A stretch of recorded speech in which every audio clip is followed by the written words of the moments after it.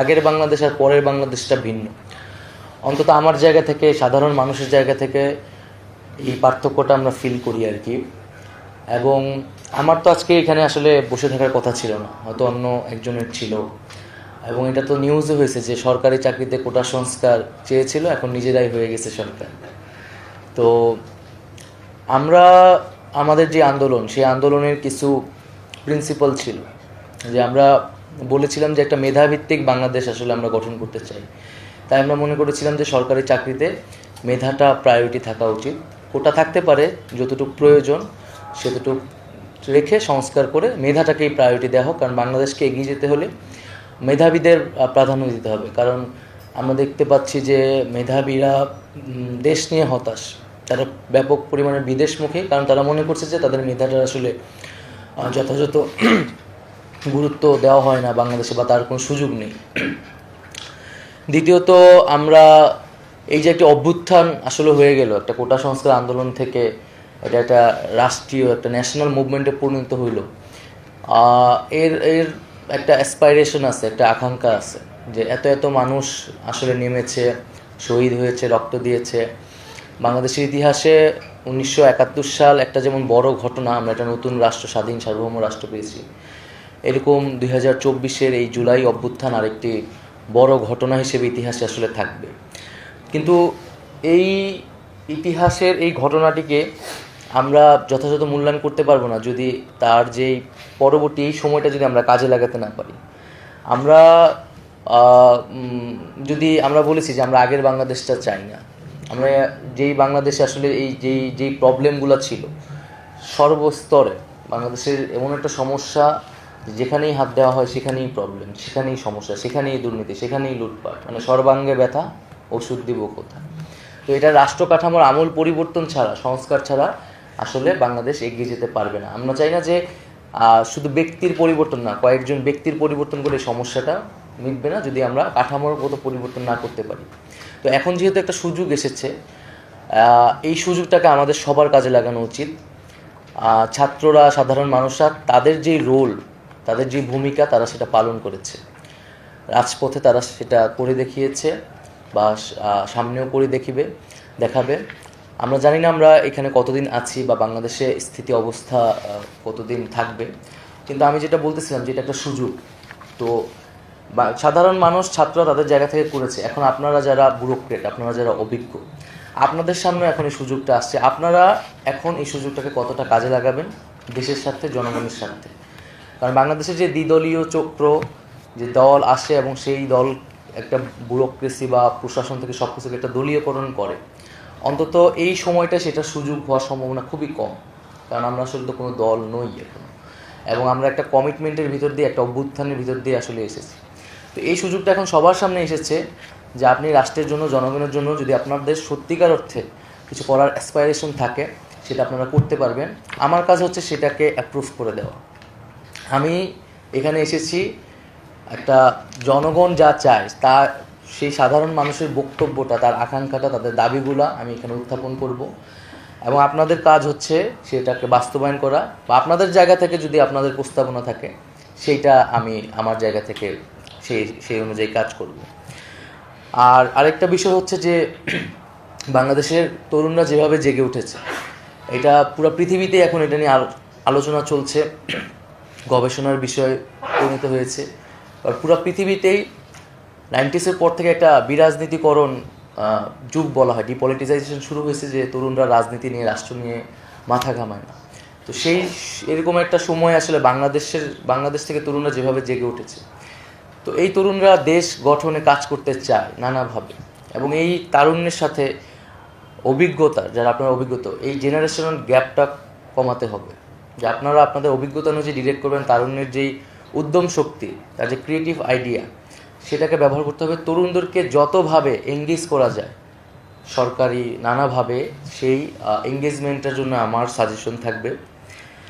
এবং হচ্ছে আমি সহজভাবে যেটা বুঝি যে প্রশাসন, ব্যুরোক্রেসির সাথে আসলে পলিটিক্সের পার্থক্য কী, বা একজন ব্যুরোক্রেটের সাথে পলিটিশিয়ানের পার্থক্য কী।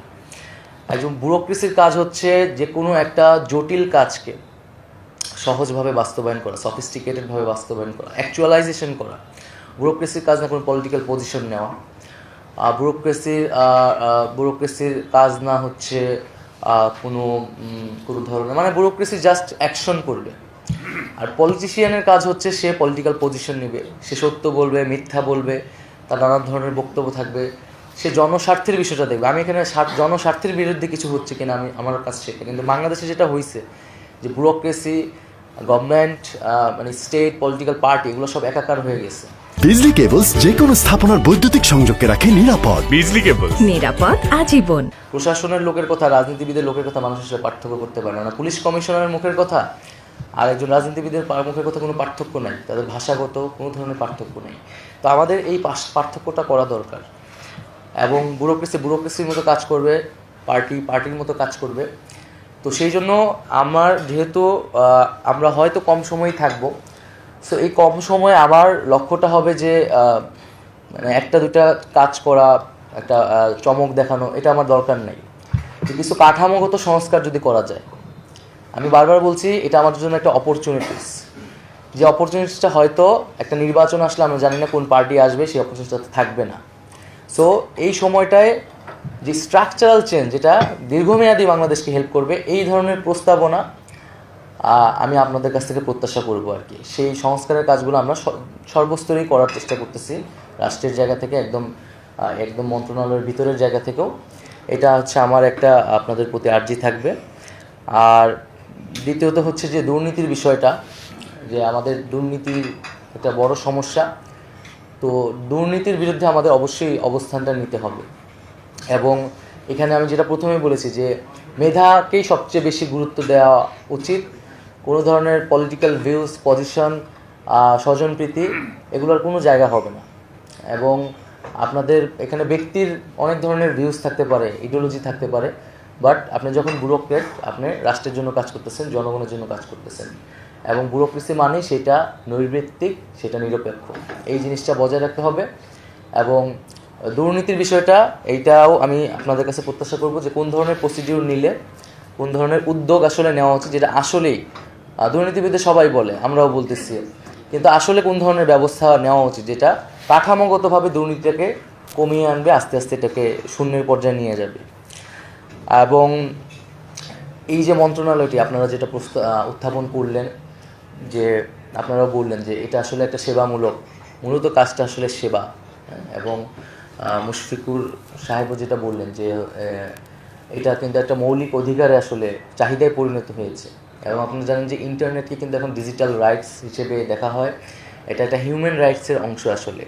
এই যে বাংলাদেশে মুভমেন্ট হলে এবং হুট করে ইন্টারনেট বন্ধ করে দেওয়া হলো, এবং বন্ধ করার মধ্যে করার পরে কী পরিস্থিতি হয়েছে আমরা এখনও সেটার রিপোর্ট, তদন্ত কিন্তু পাইনি, যে কত মানুষ আসলে সময় মারা গেছে। এটা কত বড় একটা জঘন্য, যে মানবতা বিরোধী একটা অপরাধ হয়েছে, কাজ হয়েছে, এটা আমরা হয়তো এখনও বুঝতে পারতেছি না। এটা আন্তর্জাতিকভাবেও এটা নিয়ে অনেক সমালোচনা হচ্ছে, যে ইন্টারনেট বন্ধ করে এখানে একটা গণহত্যা পরিস্থিতি তৈরি করা হয়েছে। কেবল ইন্টারনেট বন্ধ না, যে যোগাযোগ করতে পারতেছি না, সেটা হয় মুভমেন্টের সময় একটু স্পিড কমায় দেয়, মোবাইল নেটওয়ার্ক কমায় দিতেছে, কিন্তু এটা একদম বন্ধ করে, একটা ক্র্যাকডাউন করে ইলেকট্রনিক মিডিয়াকে ফুল নিজের কবজায় নিয়ে এটা কত লাশ পড়তেছে আমরা জানি না। এবং ইন্টারনেট যখন বন্ধ, তখন আমাদেরকে তুলে নিয়ে যাওয়া হয়েছে, আপনারা এই ঘটনাগুলো জানেন।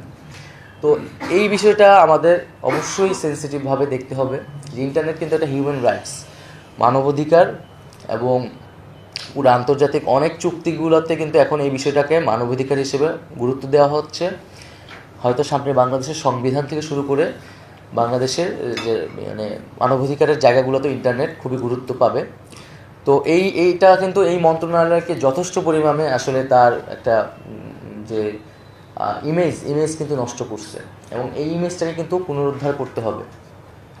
এবং যেহেতু আমি এখানে আসছি, এটা আমার খুব বড় একটা দায়িত্ব আসলে, যে কেন এই মন্ত্রণালয় এই মানবাধিকার লঙ্ঘনের মতো এই কাজে জড়িত ছিল।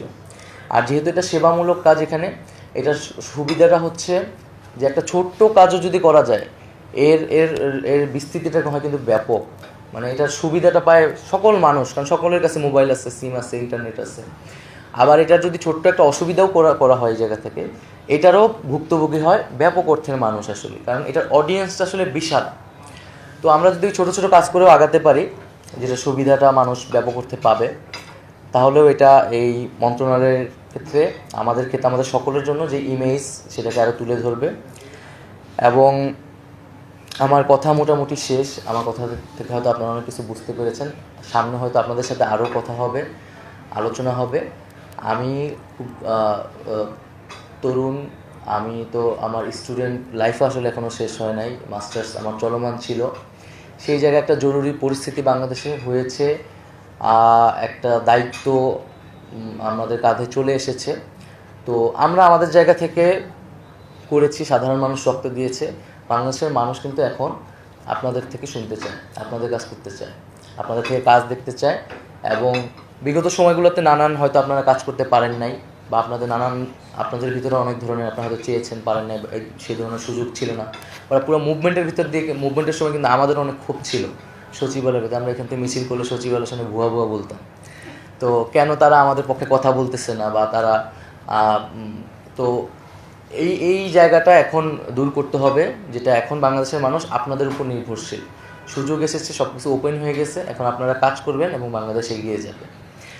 আর আমি জাস্ট 2টা প্রশ্ন বা আমার জিজ্ঞাসার জায়গা, সেটা হয়তো আপনারা যদি উত্তর দেন। যে একটা তো আমি বলে ফেলেছি যে ইন্টারনেট কেন বন্ধ হলো, এই বিষয়টা আমি আসলে সুস্পষ্ট জবাব চাই। এবং আমরা তো বুঝি এটা পলিটিক্যাল একটা জায়গা থেকে করা হয়েছিল, বাট এখানে আসলে ব্যুরোক্রেটদের কী সম্পর্ক ছিল এবং এখানে জন্য রেসপন্সিবল পার্সনটাকে আমি দ্রুত সময়ের মধ্যে এই তদন্ত রিপোর্টটা চাই। আসলে আমি এটার সম্পূর্ণ ব্যাখ্যা চাই। এটার জন্য আসলে কারা দায়িত্ব নেবেন বা এটা আপনারা একটু বলবেন, এটা আমি জানালে খুশি হব। এটি হলো যে আপনাদেরকে চিঠি দেওয়া আছে 4 তারিখে, এই বিটিআরসিকে চিঠি দেওয়া আছে এই বিষয়ে ব্যাখ্যা দেওয়ার জন্য 4 তারিখে। পাইছেন চিঠিটা? আপনি ছিলেন না? এটি হলো আচ্ছা, মানে এত ঘটনা হয়ে গেল, তারপর আপনার জিনিসটা রেডি করে রাখেন নাই যে এটা কেন হয়েছে? আমি তো ভাবছিলাম আমি এসে প্রথম দিন এটা দেখবো। আমি সেটাই সেই চিঠিটা। আচ্ছা, জাতিসংঘের জায়গা থেকে না, মানে আপনাদের প্রশাসনের জায়গা থেকে, যে আমি এটার ব্যাখ্যাটা জানতে আসলে কি হয়েছিল, একদম যেটা সত্য, যেটা যদি মন্ত্রী সাহেবের অর্ডারে হয়ে থাকে সেটা আপনারা বলবেন। যেখানে ব্যুরোক্রেটরা যদি যুক্ত থাকে বা তাদের অপারগতা থাকলে সেটা আপনারা উল্লেখ করবেন। হ্যাঁ, সেই অনুযায়ী আমি চাই দ্রুত সময়ের মধ্যে, এটা কত সময়ের মধ্যে আপনারা দিতে পারবেন? কত ডেডলাইন দেওয়া ছিল? আপনারা আগামীকালের মধ্যে পারবেন? হ্যাঁ, পারবেন। ঠিক আছে, তাহলে 24 ঘন্টার মধ্যে আমাকে একটা অন্তত প্রাথমিক ব্যাখ্যাটা আপনাদের প্রতিষ্ঠান থেকে আপনারা আমাদের কাছে আর কি এটা হাজির করবেন। আর দ্বিতীয়ত হচ্ছে যে ইন্টারনেট বিষয়গুলো পপুলার ডিমান্ডস, আমি আসার আগে যতটুকু মানুষের সাথে ইন্টারেকশন করেছি আপনারা হয়তো আরও ভালো বলতে পারবেন। যে ইন্টারনেটের দাম কমানো নিয়ে কথা আছে, বিশেষত মেয়াদের বিষয়টা নিয়ে অনেক কথা আছে। যে ইন্টারনেট এটা আসলে সিম কোম্পানিগুলো মেয়াদ কেন থাকবে, বা এইটা নিয়ে আপনারা একটু বলতে পারেন খুব ছোট করে। আমরা হয়তো পরে এটা নিয়ে আলোচনা করবো আরও। আর আরেকটা হচ্ছে ইন্টারনেট এই ঘটনাগুলোর আগে যেই স্পিডে ছিল, এখন কি সেই স্পিডটা আবার ফিরে এসেছে কিনা? অনেকে বলছে আসেনি এখনো। এই স্পিডের বিষয়ে বক্তব্য কি বিটিসিএল বলেন তো?